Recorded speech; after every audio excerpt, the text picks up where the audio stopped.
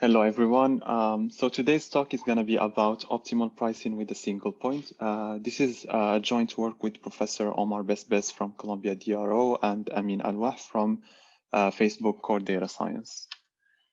So let me start with a motivating example. So suppose that we have a seller that has been posting one specific product at a fixed price during one quarter and has observed that he had 10K browsing users who browsed the specific product, and only a fraction of these users actually bought the product. So for example, here 20%. And the question that the seller faces here is what is the next price to post in next quarter based on this very limited information.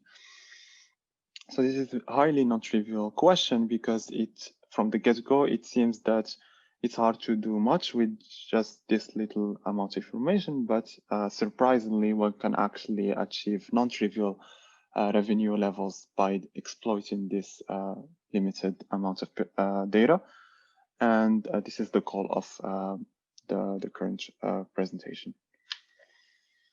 So pricing is central across many industries, and a key concept that comes into play is the willingness to pay distribution, which is a theoretical concept that is used to capture the diversity of customer choices, and is also a key concept that is used to come up with good pricing algorithms.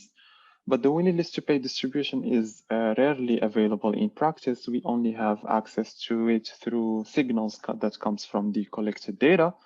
And in this setting, we are interested in the very common information structure where the seller has some information about the conversion rates. And the question that he is facing is how should he exploit this information to price next? So a quick overview of the outline of the talk. So I'm gonna present the problem formulation, the formal problem formulation. Then I will go through a sample of the related literature. Then I will go over the main contributions and results of our work. And then I will present a very high level overview of the challenges and the approach that we use to solve these challenges in our approach. Then I will conclude after that. So we have one seller who is trying to sell one indivisible good to one buyer. So the buyer has a willingness to pay distribution F, but the seller doesn't know this willingness to pay distribution and only has some information about this willingness to pay distribution through data. So he knows that the conversion rate at some income with price P, which is a fixed price P that has been posted for a while, and the seller collected some information about the conversion rates at this specific price, and knows that this value belongs to some set I. So in the case where I is a singleton, it means that the seller actually knows the exact value of that conversion rate. And in the case where I is an interval, it means that the seller has some confidence interval around this specific value. But the seller also knows that the willingness to pay distribution F belongs to some family of distributions that verify some assumptions or some very mild assumptions, I would say. So the seller is contemplating using some mechanisms. So we're going to be considering the class of randomized mechanisms, which are very broad class. And we will also be considering the simpler class of mechanisms, which are the deterministic mechanisms, which post just one specific price. So when the seller decides to choose to implement a mechanism psi and the willingness to pay distribution is F, the expected revenue is just the sum of the revenues at the randomized prices. And at a specific price, the revenue is just the price multiplied by the conversion rate at that specific price. So in the ideal case, if the seller knew the distribution F, he would have collected this amount of revenue, which is just the soup of P, F bar of P. So the goal for the seller is, so since the seller only knows that F belongs to some class of distributions that are consistent with the data he observed, he wants to hedge against the worst case ratio. So he wants to maximize this worst case ratio. So the goal of this work is to characterize this max min problem. So I talked about classes of distribution. So in the literature, there have been these two main classes. So the first one is regular class of distribution. This is a very broad class that is characterized by an increase in virtual value function or the concavity of the revenue function in quantile space.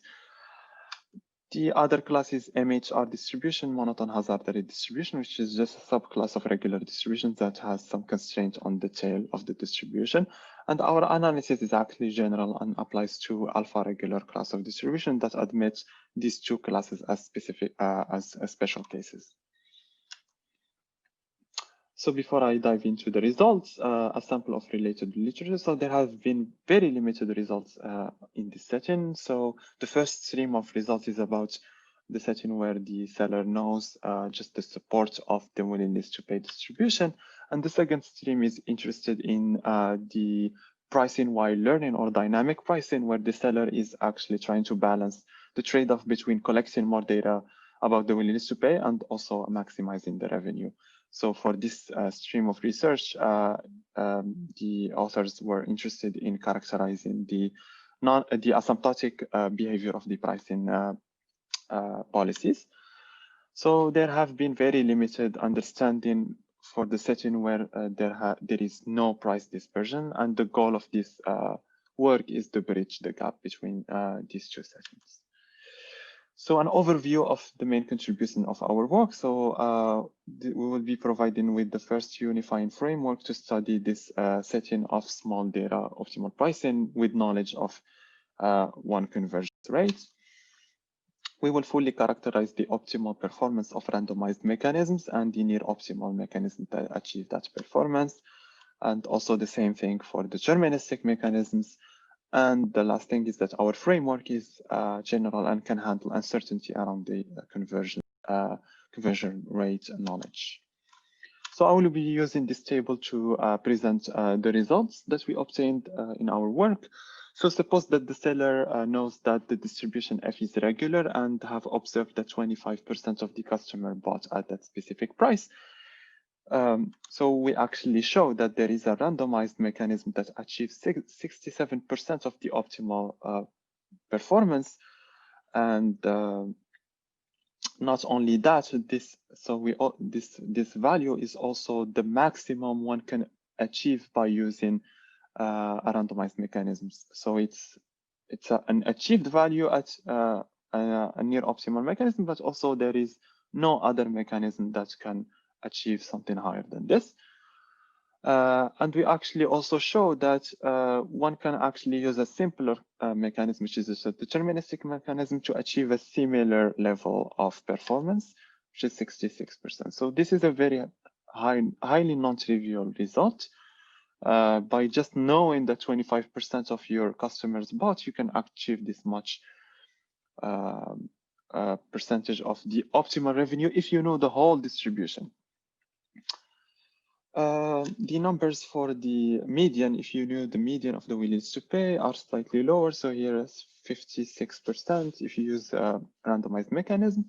And if you decide to use deterministic, you can achieve 50%. So in the literature, there has been only one related result, which is by Azar and Al in 2012, where the authors showed that no deterministic mechanism can achieve higher than 50%. Here we show that there is a mechanism, that deterministic mechanism, that achieved exactly this value. One can actually conjecture that the result will be symmetric with respect to the median, but actually this is not the case. So for 75%, the numbers are lower, and this can be interpreted by the fact that knowing smaller conversion rate is much more valuable in terms of the information as opposed to higher conversion rates. And intuitively, this is very intuitive, because so suppose that you have posted a very high price that gave you that, and still at that high price, you still observe that some customers bought. So it means that if you only deflate that price by some little bit, you can actually increase your revenue by a lot. And the customers will be more willing to pay for your product. Whereas for higher conversion rates, it means that you have been pricing at a very low price. And for example, if 99% of your customers bought, it means that your price is very low. So you don't really know the scale at which you should inflate your price so that you can collect more revenue. You can actually risk losing all of your customers if you inflate a lot. So this explains this asymmetry between smaller conversion rates performance and higher conversion rates performance. So for MHR distributions, so once we add the constraint on the tail of distribution, this problem of inflation actually doesn't become very apparent, and the numbers are much higher. For example, for the median, just by knowing the median, one can achieve 85% of the optimal performance, which is very striking here. And more striking than that, one can achieve the same level of performances, not the same, but slightly lower, by using very simple mechanisms, by using deterministic mechanisms. So this is very interesting also for the practical perspective, because sellers can implement very simple mechanisms and achieve very high non-trivial level of performances. So here, this is so for all the values of the conversion rates. We also provide the results for both regular and MHR, and it's worth showing here that indeed we can show here this asymmetry between smaller conversion rates value of information as opposed to higher conversion rates. So even with very small conversion rates, one can still achieve very highly non-trivial performance. So this slide is to show you that for smaller conversion rates, one can achieve similar level of performance by using deterministic as opposed to randomized, and the randomization value can only become more apparent for higher conversion rates. And this is also the same for MHR, but less apparent in the results. We also provide what is the optimal deflation factor, or the optimal deterministic factor that is used to modify your price to achieve this level of performance that we have just shown here. So before I finish, I will just give an overview of the main challenges that we faced in characterizing this max-min ratio. So the first challenge is that the seller is considering an infinite dimensional space of rising mechanism and nature as well, because it's optimizing over an infinite non-convex, infinite dimensional space of distributions. So it's impossible a priori to compute numerically this max-min ratio. So our main contribution is really to develop a tractable approximation procedure to convert, and we prove that it converges to this maximum ratio. As long as we push the discretization parameter to infinity, we will converge to the actual value. So more technically, I will give an overview of the steps. So we want to characterize the max-min ratio. So the first step is to reduce the nature optimization problem. So because nature wants to, for a specific mechanism, it wants to compute the worst case performance of that mechanism. So we show that this problem can be reduced to a one-dimensional problem. So this is the main theorem, one of the main theorems in our paper.